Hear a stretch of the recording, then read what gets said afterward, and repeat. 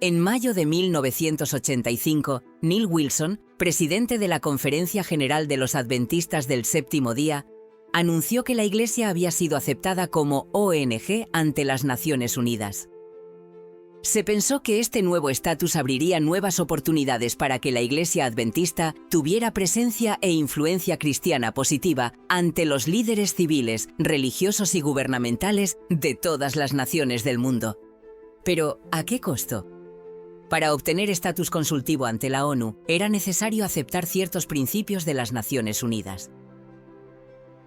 El primero de esos principios era que la ONG debía estar involucrada en temas relevantes para la ONU en las áreas de economía internacional, asuntos sociales, culturales, educativos, de salud, científicos, tecnológicos y en materias relacionadas, así como en cuestiones de derechos humanos. Esto significaba que debíamos estar de acuerdo y alinearnos con los objetivos de la ONU en áreas como la salud y la ciencia. Los documentos de la ONU también establecen que los fines y objetivos de las ONG, como la Conferencia General, deben estar en conformidad con el espíritu, los propósitos y los principios de la Carta de las Naciones Unidas. Ya el hecho de que se requiera sumisión a los fines y principios de la Carta resulta preocupante. ¿Pero qué significa someterse al espíritu de la Carta de la ONU? Esto abarca muchas cosas, pero una de las mayores preocupaciones es la naturaleza claramente ecuménica de la ONU, y aún más inquietante es la fuerte influencia de la Iglesia Católica Romana. Hay solo 5 miembros permanentes en el Consejo de Seguridad de las Naciones Unidas: Estados Unidos, Rusia, China, Reino Unido y Francia. Sin embargo, hay 2 estados observadores permanentes: el Estado de Palestina y la Santa Sede, es decir, el Vaticano. A diferencia de Palestina, la Santa Sede tiene permitido participar plenamente en todas las sesiones de la Asamblea General de la ONU, excepto por el derecho a votar. Siempre deben estar disponibles 6 asientos en la Asamblea General. El 6º asiento le pertenece a la Santa Sede. Es interesante observar, considerando los acontecimientos de los últimos años, cuál es la visión de la Santa Sede en cuanto a la ciencia. El Concilio Vaticano II, celebrado en la década de 1960, fue un concilio profundamente ecuménico. Fue desde ahí que muchas reformas sociales surgieron dentro de la sociedad que han llevado a una mayor unificación de toda la humanidad bajo un estandarte de relativismo y pluralismo, donde existe la verdad absoluta ni un verdadero Dios. El documento principal que resultó de ese concilio fue Gaudium et Spes, gozo y esperanza. En ese documento afirman que los creyentes vivan sus vidas en una estrecha unión con las demás personas de su tiempo y que puedan anhelar comprender perfectamente la forma de pensar de ellos y de juzgar, tal como se expresa en su cultura. Debían integrar las nuevas ciencias, teorías y descubrimientos más recientes con la moralidad cristiana y la enseñanza doctrinal cristiana, de modo que la cultura y la moral religiosa evolucionaran junto con el progreso científico y tecnológico. Así podrían interpretar y evaluar todas las cosas con un verdadero espíritu cristiano. El objetivo del Concilio Vaticano II no era solo la unidad del cristianismo, sino también reconciliar al mundo cristiano con la ciencia para así lograr que siempre se aceptaran a la ciencia como una fuente de verdad. Por eso, la investigación científica se convirtió en uno de los principales criterios para nuestro mensaje de salud. En lugar de ver el conocimiento de la salud a través del lente de la Biblia, comenzamos a evaluarla a través del lente de la literatura científica. Como parte del acuerdo para convertirse en ONG ante la ONU, nuestra Iglesia necesitaba tener una autoridad ejecutiva que hablara y tomara decisiones en nombre de sus miembros. Así, en junio de 1985, solo un mes después de unirse a la ONU, la Conferencia General emitió su primera declaración oficial sin que fuera votada por la sesión en pleno. De hecho, la declaración no fue votada por nadie, excepto por el presidente mismo. Consultó únicamente a 6 vicepresidentes, redactó el documento y lo firmó por su cuenta. Otras 2 declaraciones fueron emitidas de la misma manera ese mismo mes.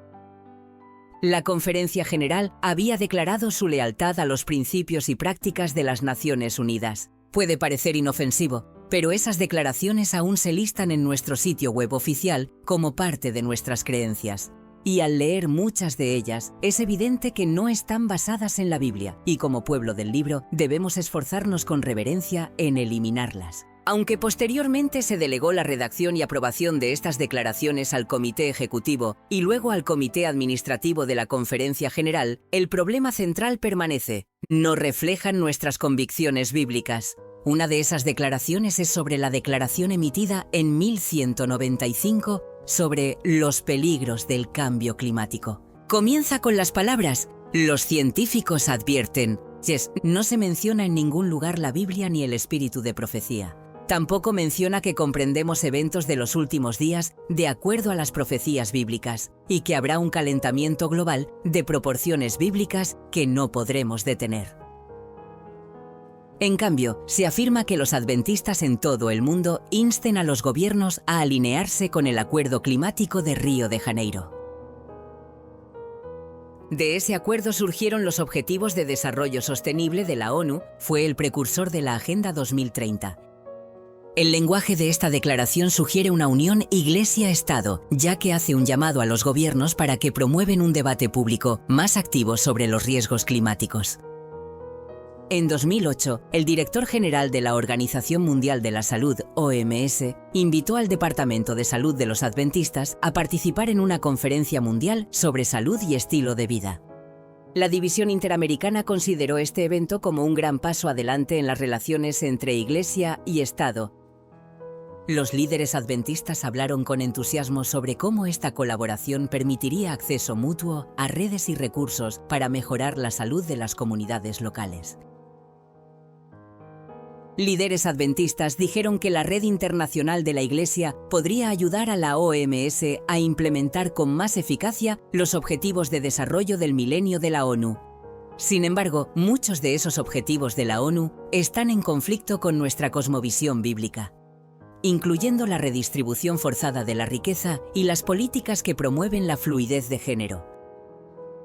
En dicha conferencia conjunta sobre estilo de vida y salud, el Ministerio de Salud Adventista y la Organización Mundial de la Salud redactaron una declaración conjunta. Dicha declaración se tituló Compromiso con la salud y la sanación y figura en la sección de creencias del sitio web oficial de nuestra Iglesia. Desde entonces, la Iglesia Adventista ya no es vista globalmente como promotora de un modelo holístico de salud completamente bíblico, basado en una vida sana, como detalla más profundamente los escritos inspirados de Elena White. Ahora sería considerada globalmente como una institución que enseña un modelo holístico de vida saludable basado en evidencia en la atención primaria de salud.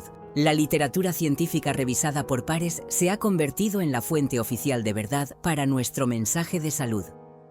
También afirmaron que la Iglesia sería reconocida como un socio confiable y transparente por organizaciones con objetivos similares. ¿A quiénes se refiere esto? Por supuesto, a la OMS. La declaración también dice que la Iglesia desea ser conocida por la amplitud incondicional de su acogida. ¿Qué significa esto? Significa que el mensaje de salud ya no podía ser considerado el brazo derecho del Evangelio. Tenía que someterse a la ONU y a la OMS, organizaciones que prohíben la evangelización y la propagación de la fe. Finalmente, se afirmó que este modelo de salud debía ser aplicado en todos los niveles de la Iglesia, incluso por cada miembro individual. Nosotros, como individuos, no podíamos oponernos a los objetivos y al espíritu de la ONU y de la OMS. Cualquier oposición sería una violación del compromiso conjunto, que ahora es considerado una creencia oficial. Así comenzó la censura hacia aquellos dentro de nuestra Iglesia que no se alineaban con la narrativa de la ONU y de la OMS. Toda la Iglesia, desde la Conferencia General hasta los miembros, está obligada a seguir el espíritu, los propósitos y los principios de la ONU. Ya varios años después, en 2010, la Fundación Bill y Melinda Gates anunció una década de colaboración para promover ciertas terapias. Durante la siguiente década, organizaciones, gobiernos e iglesias, bajo la dirección de la OMS, desarrollaron estrategias cada vez más autoritarias para aplicar esas terapias. Y en 2015, nuestra Iglesia emitió una declaración sobre esa terapia. Al leerla, está claro que no está basada en la Biblia, ni en el espíritu de profecía. Su única base es la literatura científica. Y no cualquier literatura científica, solo un tipo específico aceptado por la Iglesia. se afirmó que no existe ninguna razón religiosa o de fe para rechazar la terapia. ¿Desde cuándo lo que introducimos en nuestros cuerpos ya no forma parte de nuestra vida de fe? ¿Desde cuándo ya no somos el templo del Espíritu Santo? ¿Desde cuándo el mensaje de salud ya no es el brazo derecho del Evangelio? La declaración de 2021 reafirmó esta postura no bíblica. Allí se afirmaba que invocar la libertad religiosa para objetar los mandatos de los gobiernos no es tan justificado.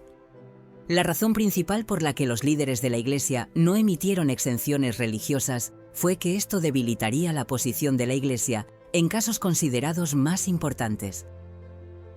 Al parecer, no fue importante para la administración que personas perdieran sus trabajos, hogares, atención médica, visitas familiares o educación. Tampoco fue importante que algunos sufrieran daños graves o incluso la muerte. ¿Desde cuándo ejercitar un músculo lo hace más débil? Al ejercer nuestra libertad religiosa en estas situaciones, la Iglesia habría sido más fuerte para defenderla. En cambio, se volvió más débil. Podemos estar en shock, indignados o tristes por la posición actual de la Iglesia. Podemos preguntarnos hacia dónde vamos, pero esa no es la verdadera pregunta. La verdadera pregunta es ¿cómo llegamos hasta aquí? Y la razón es porque no nos hemos mantenido fieles a los principios de la Reforma Protestante. En particular, no nos hemos atenido a la sola Escritura. Es por eso que aceptamos un modelo de liderazgo no bíblico. ¿Y otra fuente de verdad? La ciencia.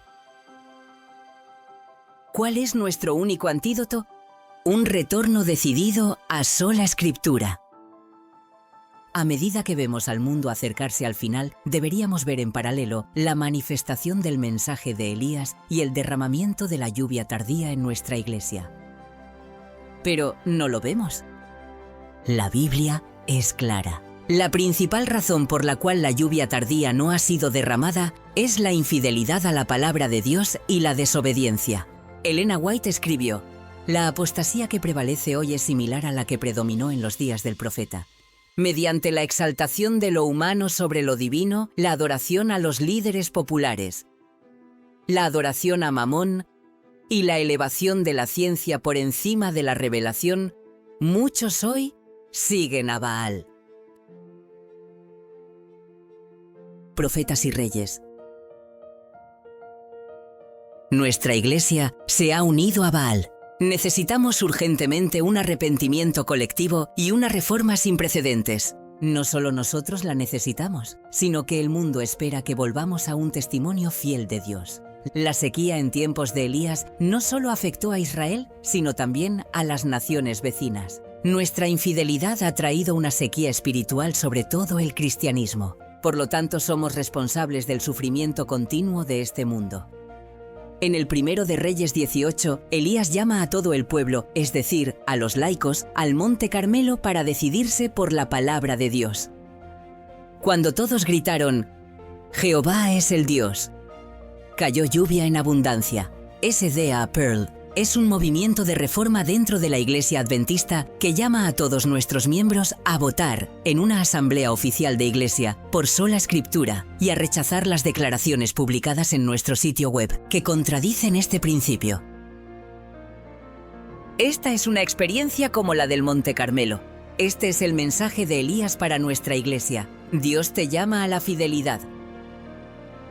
Si ahora no puedes mantenerte firme por Él, no resistirás cuando venga la hinchazón del Jordán, es decir, la última prueba antes de la tierra prometida. Visita www.sdapearl.com para saber cómo puedes formar parte de este movimiento.